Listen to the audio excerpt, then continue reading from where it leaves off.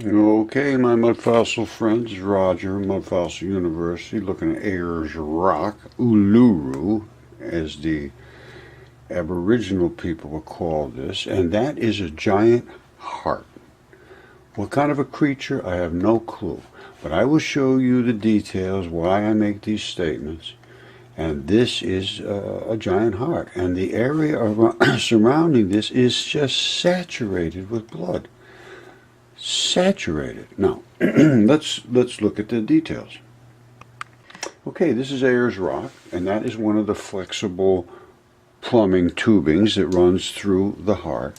And I'm doing this on Ayers Rock. Angie76, Angie076 sent me a request if I would take a look at this, and I've been meaning to post about this anyway for quite some time. I have done a lot of research on it, and it is a heart. It's a heart. There's just no question about it. So, Angie, this is for you, my friend, and I hope it helps you. And this is when the water runs. Now, apparently there must have been some wet season, and because it forces the water up through the arterial passageways. In every single creature's body had arterial passageways. They're open, wide open plumbing and tubing. The blood is very, very fluid. It just blows right out of there. It mixes with water and it leaves the plumbing open to be used to pump water to the surface if the groundwater is sufficient, the pressure. If it isn't, then they dry. Well, this time it's not dry. All right, now these are where the heartstrings attach inside the heart. They come up from inside and they lock in these little dots all the way down. I'm going to show you a heart that I have here that will demonstrate what I'm saying. Now the black is from where there's some form of different type of oxidation is happening. That's a FeO2 type of blood. So these little holes, and I will show you on mine, they have white dots and they have black dots. White dot, black dot, white dot, black dot. And that's part of the heart structure. Again, Ayers. And this time the same shot is it, but they are dry because they don't have enough water pressure in the ground. And I don't think it's ever going to hardly get wet again because the ground has lost so much of its water table and its fluids. I mean, everything's been pumped out of the ground. They can pump out as far as I can see. All right, this is what your heart made of, and they have these big crevices and things, and there's plumbing and tubings inside there that you really can't see easily, but this is what's happened there. It started to erode away, and when you get past the outsider flesh, you'll see all kinds of fibers that are inside of here, and that's what you're seeing in some of those shots of Ayers. This is a heart extremely eroded down to those fibrous bands. You see these little circular bands? You saw that in the other heart anatomy where they're all wrapped around and they have all the fibers. That's what happened here, only that's eroded completely away. All right, this is the way the fiber bundles wrap inside of a heart. All right, what you're looking at there is cardiac tissue. All these little stripes, I have some better shots, but this just shows that it erodes away from the exterior muscle walls into the fibrous tissue that is the muscle interior.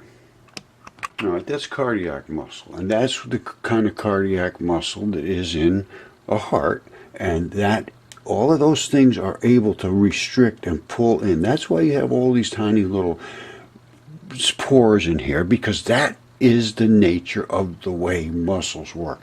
Now the fibrous things, I mean the fibrous stuff is still here, but most of the red blood and all that has eroded away from it, and the clay types of tissues that make up these muscular structures are eroding away. That's why the whole place is just saturated in blood, the whole area there. Unbelievable. And that's the texture of, it's your heart is just a really serious mass of muscles. And that is what you're seeing here. And it is eroded away because they are primarily red, fleshy, clay type structures. Very prone to eroding. Now, anybody that understands mud fossils knows about the red and the black, and the red is always the artery type blood, and the black is always the vein type blood, and we can obviously see it running down here in this structure. Now, these are also, I mean, it's just so obvious. I don't have to really talk too much about it. You can see all the little tiny holes in here. That's what happens in your body tissues. They need to be infiltrated with blood, and that's how they do it. And all these little particles in here, these are all like mineral inclusions that are in your body that give structure to your tissues. It's just the way it works. This appears to be the thickness of the exterior wall here, and now we're heading into some form of an interior chamber, which is broken and eroded away and fallen off. But this is where your muscle is, and it's all eroding away. It's probably was, who knows how thick it was originally. And you can see over here, you can see the muscle tissues are breaking apart and opening them up, and this was probably some form of lining inside the heart walls or whatever. All right, you should see how I showed there's a thick wall and then there's a thin wall. Those are the 90-degree angles that I showed. You got a thick one and then you got the thin one. There's the right and the left ventricle. One of them pumps harder than the other. That's all it is. One of them has to be stronger. Now, then you get into this plumbing and all this business and all these holes and all over that I showed up in Aluru. And then you get to the, which you can't see here, but well, maybe you can see it over here. There's the heartstrings and so forth are in there, all these different fibers. Now I'm going to show you an opal heart from Australia. All right, this is an opal heart, and the reason it's opal is because it petrified in blood until it became stable, and then once it dried out, it kept the colors of the transition metals that invade, because the blood is saturated with transition metals. And I've gone over and over this many times about the health of people, and they need these transition metals in your body, and the only way you can have these transition metals is if you have enzymes, and the only way you have the enzymes is if you have the bacteria, and the only way you have the bacteria is if your digestive system works. So I'm going to just stop it on that because I have a lot of videos on that, and we need to know what the exact quantities and amounts and types of bacteria and enzymes and metals that are in a person's blood. Otherwise, you have no clue whether they're ever going to be able to make them healthy. Because if these aren't there, you're never going to be healthy. I don't care what they do to you. They give you anything they want. Give you candy, send you Christmas cards. It's not going to help you. All right, I'm just going to leave it at this. These are transition metals, and I'm sorry I have to keep screaming about this, but we need a database to know what is in your body. It's just insane. You go to a doctor and say, I don't feel good, and he has no idea what's even in your body. These are the things that make you healthy or sick. If you have too many or not enough, you're going to be sick. Case closed. Your body is supposed to regulate these things with enzymes. The enzymes are made by bacteria. The bacteria grows in your intestines and inside your body to do this job, to create and divide up these little bits and pieces of products that come into your body. The enzymes break them up into tiny little bits. Then they can go around and do their job. And if you don't have the right metals, you're not going to be healthy.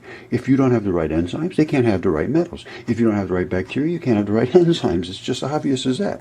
So antibiotics end up destroying your digestive system, which is the only way you can ever be healthy. They cannot give you anything to make you healthy once your digestive system doesn't work. It just doesn't work that way. That's my opinion. Could be wrong, but I'm pretty sure I'm right. All right, this is a heart right here. Now, you're going to notice there's those black and white dots. You see them? Black dot, white dot, black dot, white dot, all the way around. Now, hearts have these structures. That 90-degree angle coming up with the thick line, it separates the two chambers in the heart, and one of them is a much stronger chamber and has a thicker wall, and the other one is the thinner one. Now, you can see here and there's places where stuff has, the tubing and so forth has eroded out of here, but that right there would have been a place where part of the plumbing entered into it, probably the aorta. But all of the structure of this is very similar to the structure of Aluru when you understand. Now, this obviously didn't erode and wasn't saturated in blood the way Aluru was, but it is what it is.